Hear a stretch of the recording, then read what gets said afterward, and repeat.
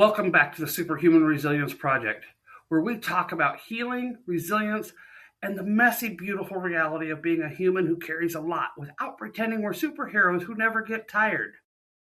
If you've ever tried to heal your trauma and immediately felt like you needed a nap, a snack, and maybe a small emotional support llama, you're in the right place. Truly. Pull up a chair, grab your water, unclench that jaw, and let's let those shoulders drop while we're at it. Today we're diving into holistic practices of trauma recovery. The real kind. Not the just breathe and manifest inner peace kind, because if it was that easy, we'd all be enlightened by Tuesday. This episode is for the veterans, the healers, the first responders, the leaders, the parents, the caregivers, the strong friends, and the everyday humans who carry more than they ever admit out loud. You don't have to carry it alone. You don't always have to be perfect, and you definitely don't have to move into a yurt, unless you want to, in which case I totally support you, but would like to request that you send pictures because there may be others that are thinking about the same thing. Trauma has a way of settling into your body like an unwanted roommate, loud, messy, and absolutely uninterested in leaving. And if you're a veteran or first responder, you didn't just get a single traumatic event. You got the deluxe package, with no unsubscribe button, unlimited renewals, and no customer service line. Holistic healing matters because trauma doesn't just live in your memories. Research shows it rewires the nervous system, disrupts sleep, messes with hormones, and convinces your body that danger is everywhere, even at a family dinner when the biggest threat is your aunt's so-called famous casserole. That's why you can love people dearly and still refuse to sit anywhere except a seat that has your back to the wall. It's not rudeness, it's biology. It may be a little bit of training that never quite got turned off. Holistic practices like breathwork, grounding, movement, mindfulness, nutrition, and community work because they treat the whole system and not just the symptoms. They help your internal alarm system stop acting like every grocery store aisle is a potential ambush and every dropped fork is incoming fire. But let's be honest, telling someone who spent years in survival mode to just relax is like telling a firefighter to just convince the flames to chill out. Holistic healing isn't about pretending everything is peaceful. It's about giving your body and brain the tools they never got in training, because emotional regulation wasn't exactly covered between this is what we expect of you and try not to die today. Holistic healing says you're not broken, you're overloaded. Your system deserves a reset that doesn't rely solely on caffeine, dark humor, or pretending that you're fine until your eye starts twitching. This work helps you downshift from hypervigilance, reconnect to your body, and build a life that isn't run by adrenaline or the need to scan every exit in every room, including your own living room. Yes, dark humor still belongs here. It's always been a survival tool. Holistic healing doesn't take that away. It just adds new tools so you're not carrying everything with jokes and grit alone. This isn't about becoming a monk. Nobody's asking you to shave your head, give up caffeine, and pretend that you enjoy silence. It's about becoming a regulated, resourced, fully present version of yourself. One who can breathe, sleep, and maybe even sit at a family dinner without needing a tactical seating chart. Holistic healing doesn't erase what you've lived through. It helps you carry it differently instead of the trauma carrying you. Let's get one thing straight, right out of the gate. Trauma is not some dramatic memory floating around in your brain like a sad little cloud. Trauma is a full-body squatter.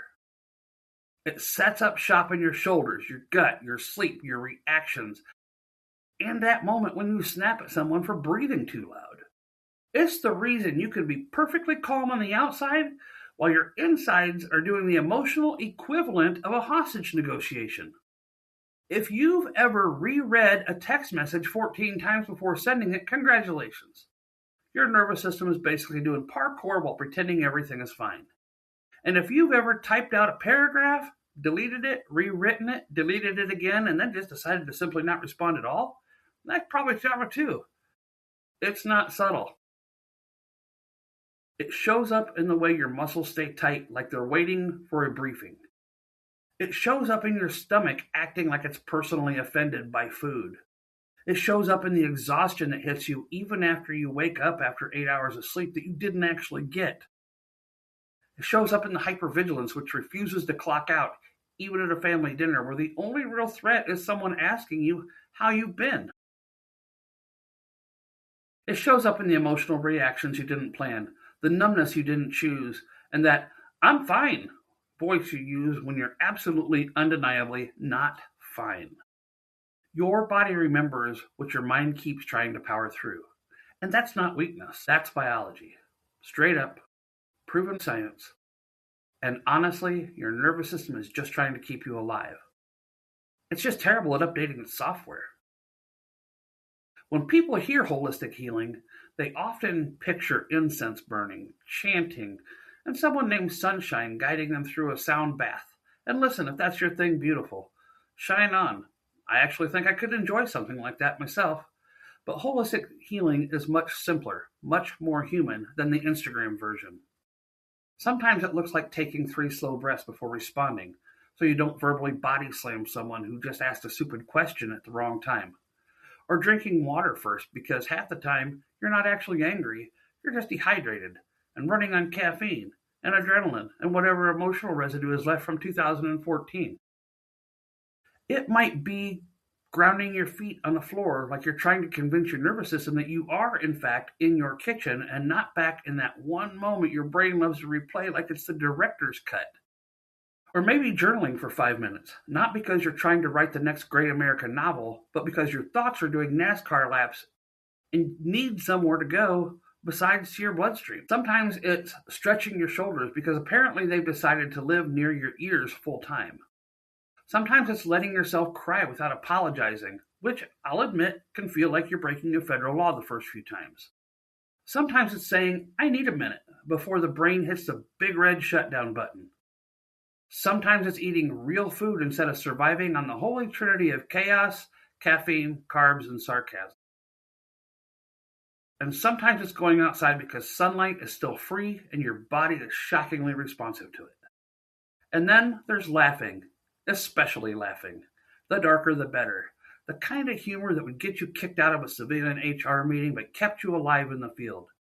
Humor is basically nervous system lube. It keeps things moving. It helps things release. It helps you remember you're still alive, still human, still capable of joy even when things are heavy. Holistic healing isn't about perfection. It's not about becoming some serene, unbothered monk who floats through life smelling like lavender and enlightenment. It's about integration. Bringing your mind, body, and spirit back to the same room, preferably without needing a tactical seating plan to do it. It's learning to live in your body again, not just survive in it. It's about giving yourself permission to be a whole human, messy, healing, hilarious, and most importantly, still standing. Let's talk next about the myth of being the strong one. You know the role, the designated rock, the one everyone calls when their life catches fire. The one who's supposed to stay calm, stay steady, stay unbothered, and definitely stay emotionally bulletproof. Somewhere along the line, a lot of us got the idea that resilience meant never cracking, never slowing down, never needing help, never letting anyone see that you're held together with grit and caffeine, and whatever coping mechanism you picked up when you were 20. But here's the truth. That's not resilience. That's theater. That's you performing, "I'm fine," like it's a full-time job with no benefits and terrible hours. That's you in the lead role of Les Miserables on Broadway when you couldn't carry a tune in a bucket. Real resilience is a lot less cinematic and a lot more human. It's noticing you're about 3 minutes away from a meltdown and choosing to rest before your body stages a coup. It's letting yourself feel something. Actually feel it, without immediately shoving it down like it's some sort of smuggled contraband. It's saying no or not today, even when your inner overachiever is screaming that you should be able to handle everything all the time with a smile on your face. Sometimes resilience is letting someone else help you carry the load instead of you insisting you've got it while your nervous system is waving a white flag. It's choosing recovery instead of powering through until you're crying in your car for reasons you can't explain. It's remembering that being human isn't a downgrade from being superhuman, it's the actual whole assignment. And here's the part nobody tells you. You don't earn resilience by suffering. You don't get to level up by white-knuckling your way through life. You build resilience by supporting your nervous system, honoring your limits, and choosing practices that help you come back to yourself instead of abandoning yourself every time things get hard. The moment you stop trying to be the unbreakable one is usually the moment you realize you were never meant to be unbreakable. You were meant to be real, connected, supported, human. And honestly, that version of you is a hell of a lot stronger than the one pretending that nothing ever gets to them. Here are a few things you can start today. Let's make this practical. Not buy a crystal and rearrange your chakras practical. Even though I've reached a place in my journey where my chakras are kept in my Zen den with my sound healing tools, my yoga mat, and my blankie. I mean the kind of practical you can do in the middle of a Thursday meltdown or while you're hiding in the bathroom pretending like you just ate something that didn't agree with you. Nothing fancy, nothing overwhelming, just small things that help your nervous system stop acting like a toddler throwing a temper tantrum. Let's start with the 5-minute body check. The one where you pause long enough to notice your jaw is clenched like you're trying to bite through steel and your shoulders have migrated somewhere near your ear. You don't have to fix your whole life in that moment. Just adjust one thing. Unclench something. Drop something. Breathe once like you mean it. That's it. Congratulations, you've taken the first step toward nervous system regulation without needing a yoga mat or a spiritual awakening. And then there's the name it to tame it moment, which sounds cheesy until you realize your brain actually calms down when you give your feelings a label. You don't have to announce it to the room like you're accepting some sort of an award. You can just say it in your head. I'm overwhelmed. I'm angry. I'm sad. I'm running on fumes in spite. Whatever it is, name it. Because pretending you're fine when you're clearly not fine is how you end up crying in your car at 2 a.m. over a sandwich that wasn't that good in the first place. And when your system is revved up like it's waiting for incoming fire, do a quick grounding reset. Feet flat on the floor. Feel the support underneath you. Let your breath drop into your belly instead of hovering somewhere in your throat like it's afraid of commitment. It's 30 seconds. It's not a lifestyle change. Then there's also the radical concept of good enough. Not perfect, not superhuman, not I handled everything today flawlessly, and I also got to save the world. But just good enough. Whatever you're doing today, let good enough be good enough. Perfection is a trap anyway. Good enough is where actual humans live. And then, of course, there's the humor break. Find something that makes you laugh. A meme, a video, or a ridiculous thought that you once believed adulthood would be so much calmer than your teens. Remember, humor is basically nervous system lube. It gets things moving again.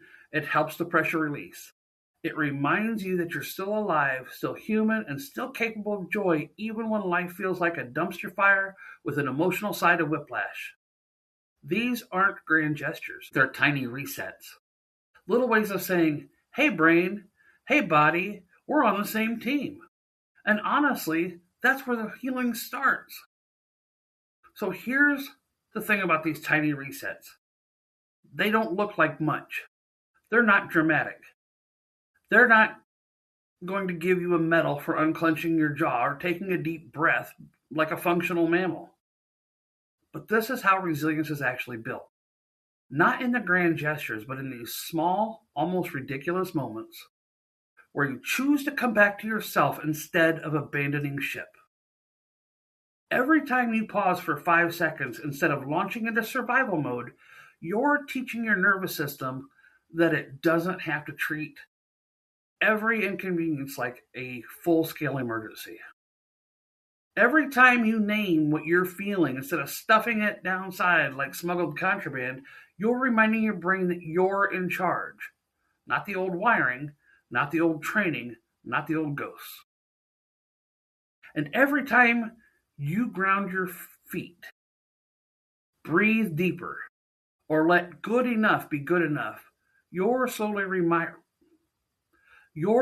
rewiring the part of you that thinks you still have to earn your right to exist by being invincible. These tiny resets stack up. They build muscle memory. They create space where there used to be tension. They give your system a chance to downshift instead of redlining all day. And the humor, don't underestimate that part. Humor is the pressure valve, the release. The reminder that even when life feels like a dumpster fire rolling downhill, you still have access to joy, absurdity, and the ability to laugh at the sheer ridiculousness of being human with a nervous system that panics at both real danger and unexpected loud noises in target. This is how you rebuild long-term resilience. Not by powering through, not by pretending you're fine, not by being the strong one until you crumble. You build it by choosing yourself in small, consistent ways. By supporting your body instead of by fighting it. By giving your mind language instead of silence. By letting your spirit come back online instead of running on emergency backup power. It's not glamorous. It's not Instagram worthy. But it works. And it works because it's human. Coming back to yourself is one of those things that sounds poetic on paper, but feels absolutely feral in real life. Nobody warns you that finding yourself might look less like a peaceful spiritual awakening and more like realizing you've been running on emergency backup power for so long that you forgot what the main system even feels like. It's weird, it's uncomfortable, it's also one of the most powerful transformations you'll ever go through. Because the truth is, when you spent years being the strong one, the dependable one, the calm one, the I've got it one, coming back to yourself feels like learning a language you used to speak fluently but haven't used since the world went sideways. You wonder if you're allowed to feel this much, rest this much, need this much. You wonder if someone's going to pop out of the broom closet and tell you to get your shit together. But slowly, and I do mean slowly, things start to shift. You notice the moments your body isn't braced for impact. You catch yourself breathing like a human instead of a malfunctioning robot. You feel your shoulders drop without having to manually command them down. You laugh, not the polite I'm fine laugh, but the real one that comes from somewhere deep and reminds you you're still alive. And then there's the moment, the one that really sneaks up on you, when you realize you're not reacting to everything like it's a threat.